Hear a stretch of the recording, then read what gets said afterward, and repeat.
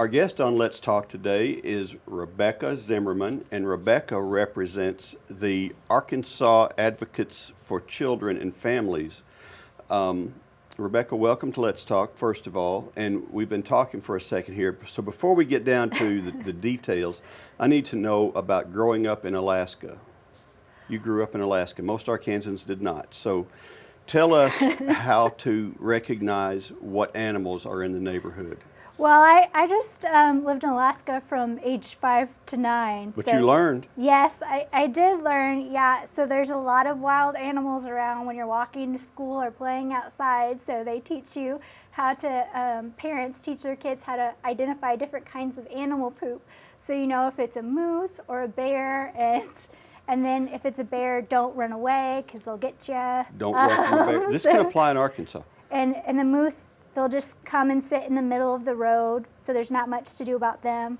But if there's a mama moose with some babies, then you do need to go away because she'll attack you if she feels like you're threatening the baby.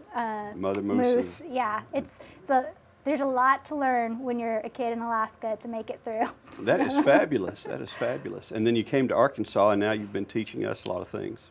Yeah, I was born here, but moved up there temporarily. Yeah, came back. Well, good. Well, tell us how you got with the Advocates for Children and Families. Well, I started at Arkansas Advocates for Children and Families about 2 years ago as the outreach director, and I was really excited about the opportunity to be able to work here. Arkansas Advocates was founded in the 1970s by a group of people who were really active at the state capitol, but they didn't see people there advocating for children. So our organization was founded with that purpose, and we started advocating on issues around child welfare and juvenile justice. And since then, we've expanded out the issues we work on to include healthcare, family economic empowerment, education, and tax and budget issues. So we work on a range of issues that impact the well-being of kids in the state.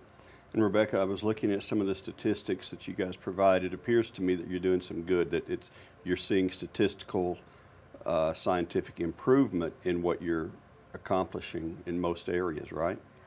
Well, I'm not one of our policy experts, so I can't get down in the weeds too far, but I think, there are areas in the that we work on that we have seen improvement. Like Arkansas has a high percentage of children, that 3 and 4 year olds that are in pre-K education, and that's really wonderful. But there are still areas that we need to work on as well. Like more and more children are becoming uninsured, which is a pretty troubling trend. Mm-hmm. So we alone didn't cause these great policy changes to happen that have happened over the past 40 years. That have improved the lives of children. We've worked with a lot of partners, a lot of advocates, people in this state who really cared about these issues and worked with us to make things happen. And that's actually why we're here in Jonesboro today. And that's what I was going to mention next, is that you have made a presentation in Jonesboro. Tell me what you're trying to accomplish. Well, Arkansas Advocates for Children and Families leads a coalition called the Arkansas Kids Count Coalition, which was founded in the 1990s during welfare reform.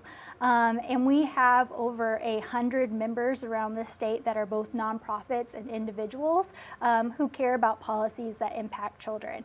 So we host events around the state to educate people on different public policies impacting kids and families, but we also have trainings on how to advocate for kids. And when I say to advocate for kids, I mean for legislation to improve the lives of children. So we talk to people about how to get laws passed at the Capitol that will help kids. And so who do you speak to? Who are your targets? Well, a lot of the people that we work with work in nonprofits. So a lot of them are service providers. They're pre-K teachers, they're nurses or doctors. They work in the juvenile justice field.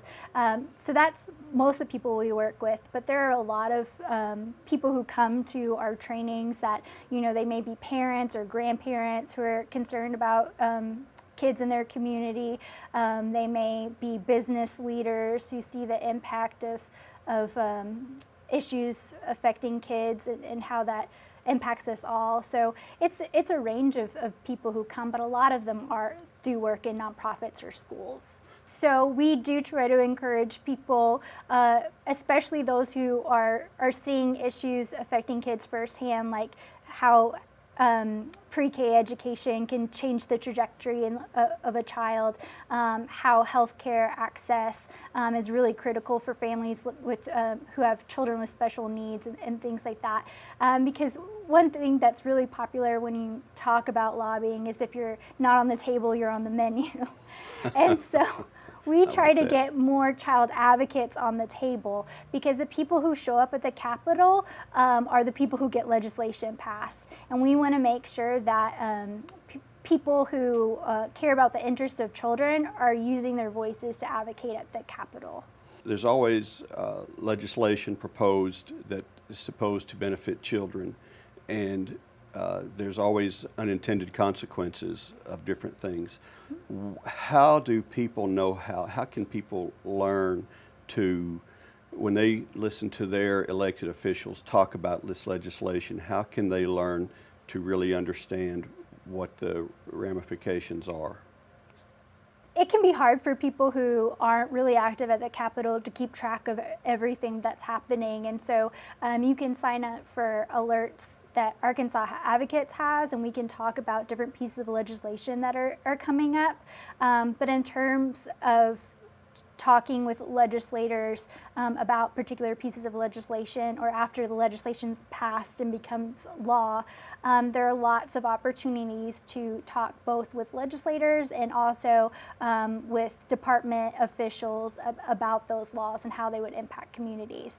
And so I think some people get really intimidated talking to legislators, but they really shouldn't be, because first off, being a legislator is just their part-time job. Right. They're just a member of their community. They're, they might work as a lawyer or a farmer or different things like that, and they go to the same church as you. They have kids on the baseball team with you. They're just regular people that have a kind of crazy part-time job. Right. And they want to hear from their constituents. And sometimes when they put legislation forward, they may not understand what possible adverse effects it could have if they don't hear from their constituents. And so it's really important to reach out to your legislators and talk to them about the work that you do, both in and out of session, so that it can have, they'll have you as a resource. So if a bill comes up in your issue area, they'll be able to reach out to you, but also so they can know, okay, well, so-and-so works at such and such nonprofit, and they were telling me how they have to fill out 6 pieces of paperwork that are the exact same piece of paperwork, and I want to make sure that I don't pass a piece of legislation that makes it even harder for them. Or once a law is passed, it goes to a different, whatever department will be overseeing the law, to have the rules promulgated, or basically they just decide how exactly the law will be implemented. And that's also a place where if people who aren't working in the field go and talk with the different departments about these pieces of legislation, that there also could be unintended consequences that could make things difficult, even for a good piece of legislation, and make things not work as the way it was supposed to. And unfortunately, because I think, and I like the way she says it, is that because of the fact that these are part-time jobs for our representatives in states that I have lived in other than Arkansas too, I've seen the unintended consequences of what it boils down to, bad legislation. But I'm not going to dwell on that. I want to talk about the expertise that comes from you guys. Your department is a resource for elected officials as well as the public. Yes, so we do, Arkansas Advocates does lobby at the state capitol about different laws, but we also have policy experts who create policy briefs and blogs and things like that to share information about different policies impacting kids, and healthcare, education, like I said, economic security, and tax and budget issues.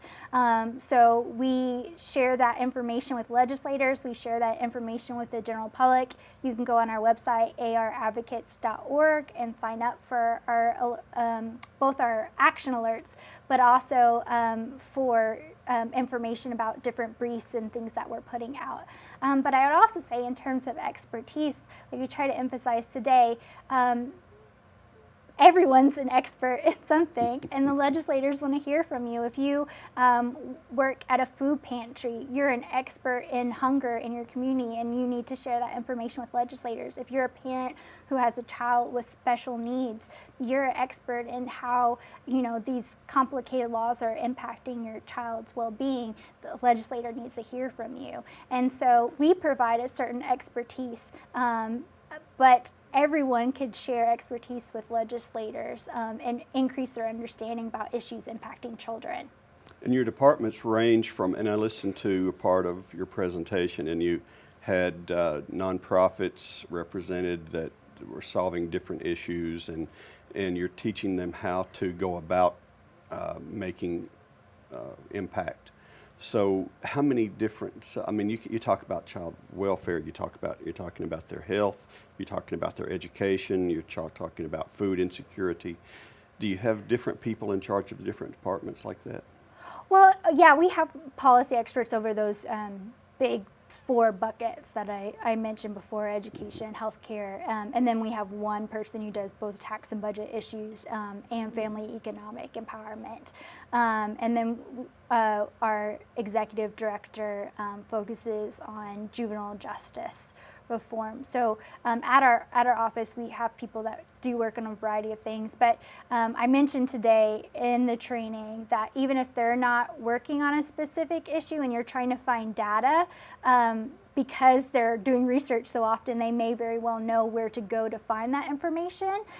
So we could still be a resource for that. If there's a issue that we don't directly work on but does impact kids, we may know where to go get that information. So if it's outside of one of those core areas, you can still let us know, and we might be able to point you in the right direction. So Jonesboro has a lot of good-hearted people who really care about children. If they want to find a way to contribute, if they're looking for some way to learn information, they've got your website, and they've got, what else can they do? Yeah, so like I said, our website is aradvocates.org, and we have 2 different things that you can sign up for. During the session, we send out alerts about pressing bills that are coming up impacting kids, but we also have where you can sign up for just information about publications and things that we release in different issue areas, and you can just check which boxes, which issues you're interested in, and get information on that. But we also send information out about events that we're hosting around the state. We come to Jonesboro several times a year and have different workshops. We had in the summer, we had a policy coffee where we just met at a coffee shop and talked about what legislation came up during the session, and we had a policy expert there, but everyone was sharing their own experiences and their own knowledge about different issues and how it impacts kids in the community. Rebecca, tell us what you find in Craighead County, and is it any different than the rest of the state? Well, what I hear from local experts that work in different issues in this county is a lot similar to what I hear in Union County and Sebastian County. There are children here who might not have access to high quality early child care for those ages 0 to 3. They might not have access to safe housing. They might have difficulty accessing disability services. And we hear those stories all around the state when we go to different places and have meetings and workshops and things like that. And that's why public policy is so important, is because these issues aren't happening in isolation. We're facing these same challenges in all of our communities, and public policy at the state level can help create solutions that will help all the children of the state. Rebecca, thank you for what you do and what your group at Arkansas Advocates for Children and Families does for those of us in all of Arkansas. Thank you so much for having me. All right.